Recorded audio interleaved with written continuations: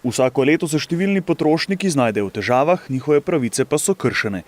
Pogosto so tarča prevar, zaradi katerih se znajdejo v sivi luknji sistema.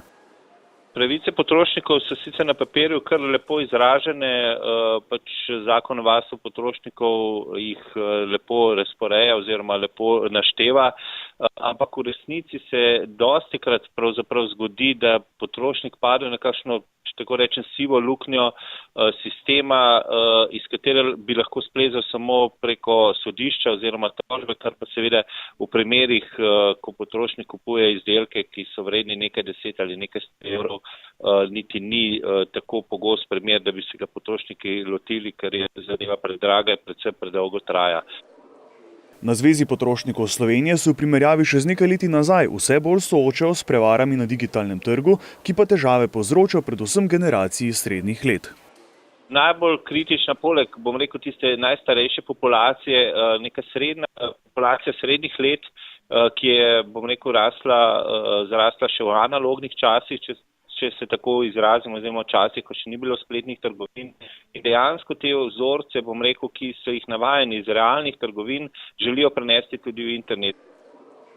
Težava oglasov, s katerimi spletne trgovine vabijo nepripravljene potrošnike na neverjetne ponudbe, so pravzaprav povsod. Pojavljajo se kot sporočila, banerji na spletnih straneh in običajno vplivajo na čustva. Odgovor je dosti enostaven.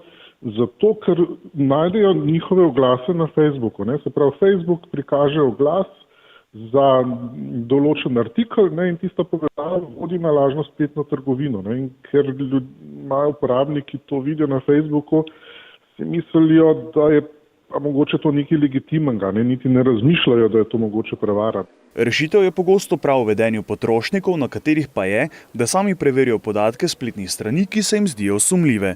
Najbolj je ena taka dosti enostavna zadeva, da malo pogooglamo, da malo vpišemo ime spletne trgovine, se pravi spletni naslov v Google, pa da vidimo, če nam najde kakšne rezultate. Običajno gre v teh primerih niti nekih velikih rezultatov, ker se treba zavedati, da to so spletne trgovine, ki živijo teden, 2, 3, potem pa ugasnejo.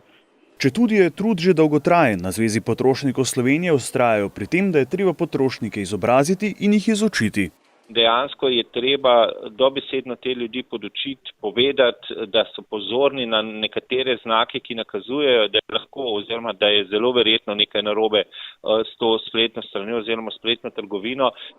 Rdeči alarmi na spletnih trgovinah so, ko trgovec ne označi svojega natančnega naslova, telefonske številke, e-poštnega naslova in podobno. Takrat je bolje, da spletno stran preprosto zapremo, na nakup pa pozabimo.